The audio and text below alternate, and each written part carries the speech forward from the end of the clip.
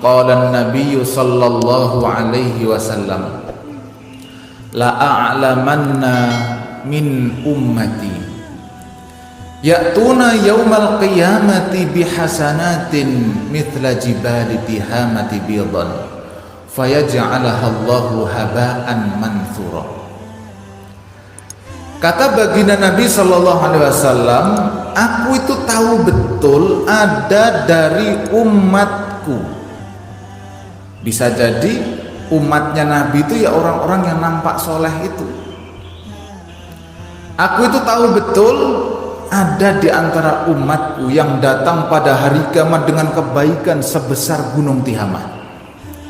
Kebaikannya banyak, luar biasa. Fayaj'alahallahu haba'an manthura, tapi kebaikan yang banyak itu kemudian berterbangan bagaikan debu. Artinya dihapus kebaikannya.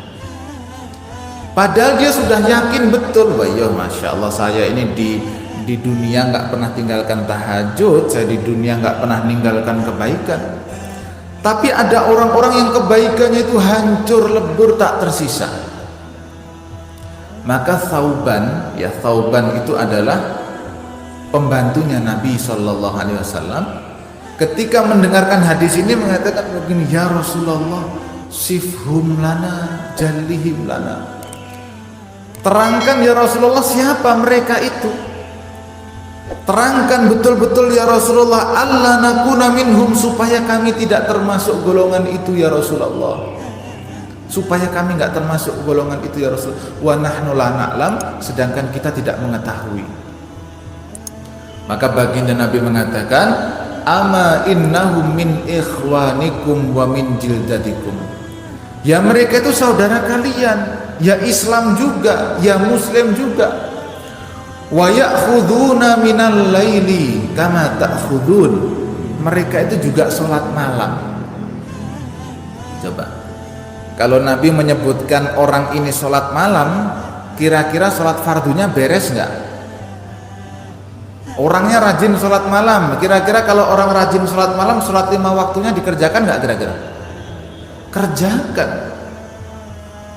Karena sholat malam itu perjuangan betul. Kalau sholat malamnya beres, insya Allah sholat fardunya yang lain beres. Dan Nabi langsung menyebutkan tentang sholat malam.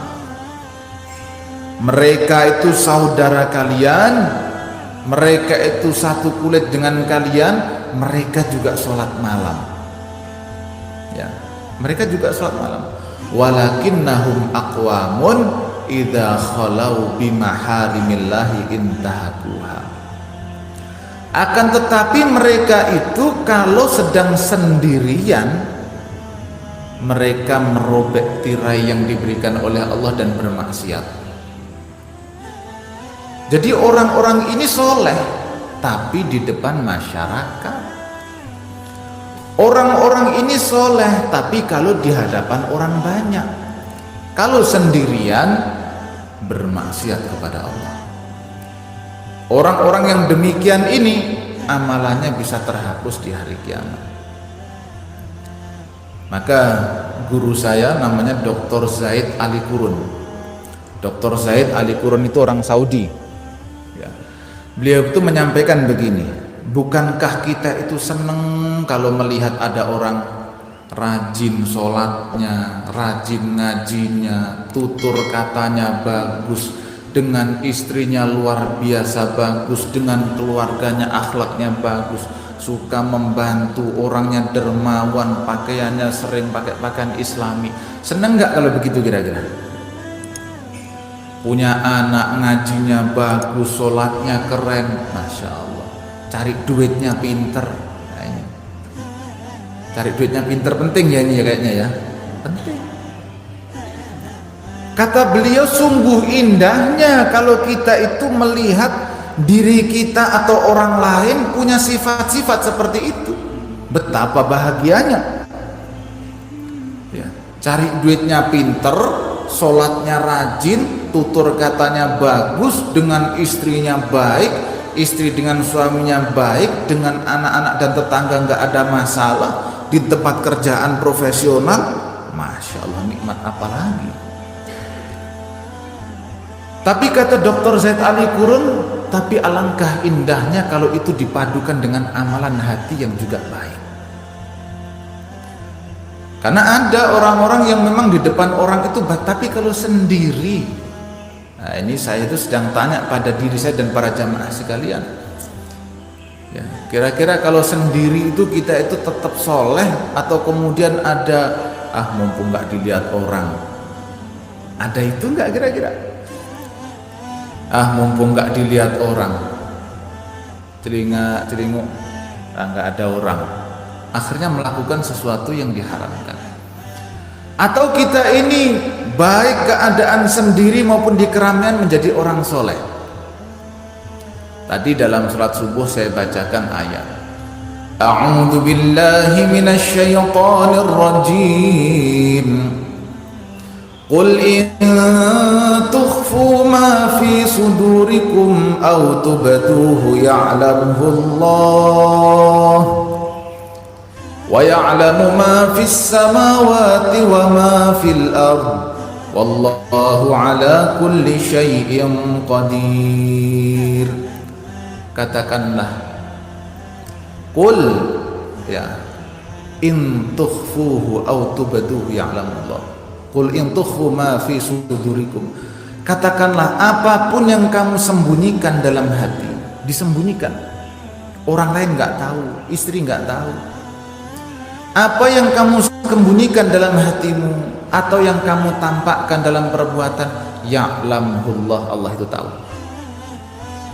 Jadi hati-hati. Allah itu tahu. Wa ya'lamu ma fis samawati wa ma fil ardh. Dan Allah mengetahui yang di langit, yang di bumi. Wallahu ala kulli syai'in qadir. Allah berkuasa atas segala sesuatu. Kenapa saya bahas pembahasan muraqabatullah? Hari ini zaman di mana dunia ini terbuka seluas-luasnya. Dunia ini nggak ada sekat sekarang. Makanya ada Kiai Bukhari Masruri, ya. Itu santrinya Kiai Ali Maksum Rapiak. Kiai Bukhari Masruri itu tahun 82 itu ngarang lagu yang judulnya tahun 2000 Nasidaria, tahu ya? Nasidaria tahu ya? Lagu tahun 2000 itulah. Enggak tahu? Nasidaria. Ibu-ibu tahu Nasidaria? Ya, orang-orang lama mesti tahu karena Nasidaria itu lagu-lagu lama dulu, qasidah. Ya. Itu beliau tahun 82 ngarang lagu tentang tahun 2000. Prediksi tahun 2000 itu bagaimana? Beliau mengatakan tahun 2000 ya, sawahnya menyempit, ditanami gudang-gudang, hutannya digunduli jadi perumahan. Ya. Kemudian beliau menyampaikan orang makan dilayani mesin, orang tidur berdampingan dengan mesin. Nah, HP ada mesin. Itu tahun 82 beliau ngarang. Dan ternyata betul kejadian. Lalu kemudian beliau di salah satu ceramahnya beliau mengatakan begini. Itu adalah dulu saya ngarang lagu tahun 82. Tapi saya punya prediksi lagi, kata beliau. Tapi ini sebenarnya kalau saya sampaikan juga bahaya ini. Tapi harus saya sampaikan juga.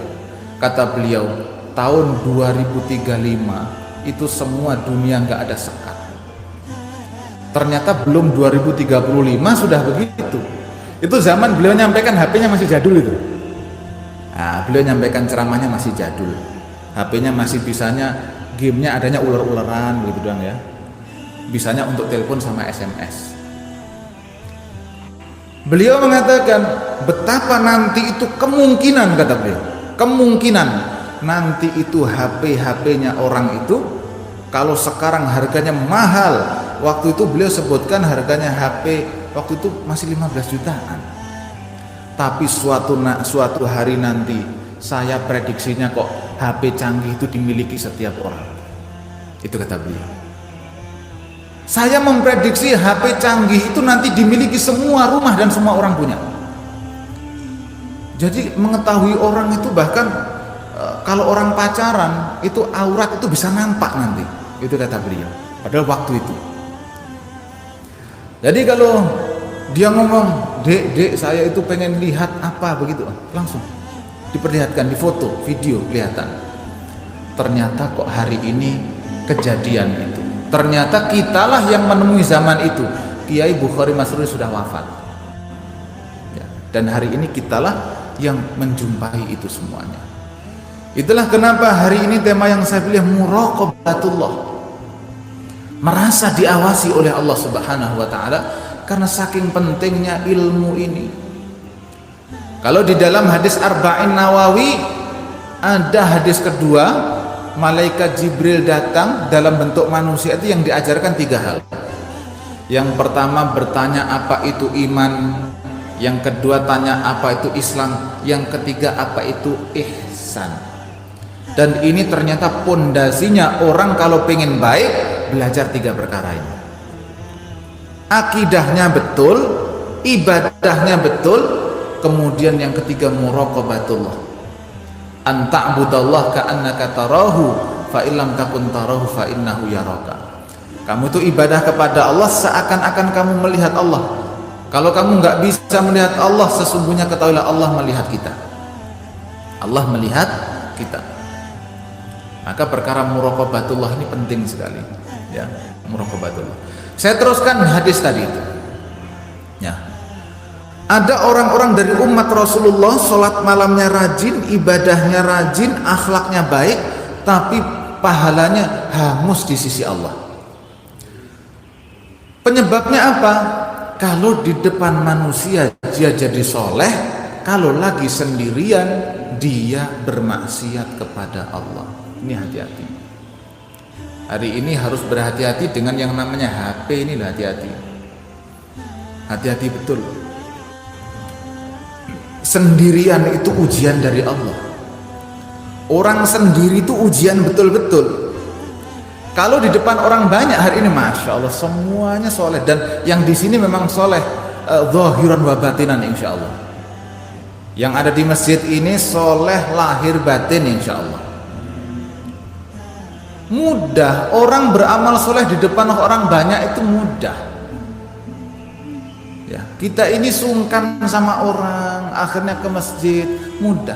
Tapi kalau lagi sendirian, itu ujian bagi kita semuanya. Masih soleh atau tidak kita ini kalau sendiri? Di kamar sepi, dikunci, gemboknya 13. Masya Allah. So nggak ada yang bisa masuk di sini itu. Lah terus gimana kalau sudah gemboknya banyak, mau ngapain? Nah itu dipertanyakan. Kalau di Facebook isinya nasihat semuanya, masya Allah nasihat.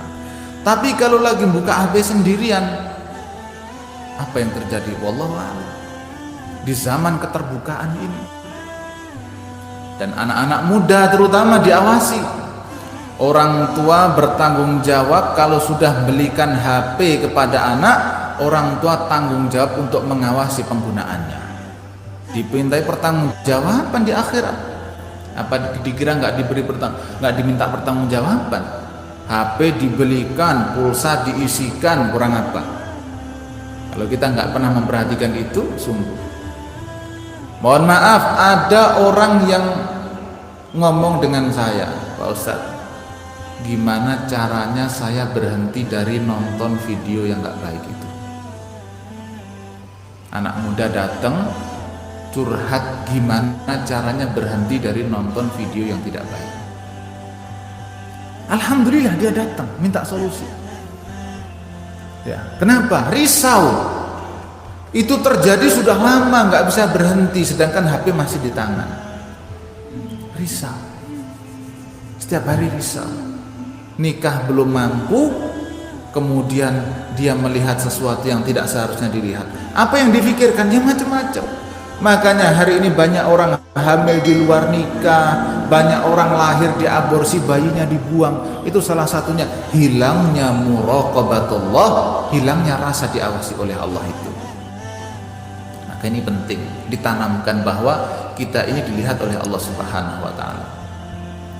Allah itu alimul ghaibi wasyahadah. Allah itu mengetahui al-ghaib yang ghaib, wasyahadah yang nampak. Wallahu alimun bidzatis sudur. Allah mengetahui yang ada di dalam hati setiap insan.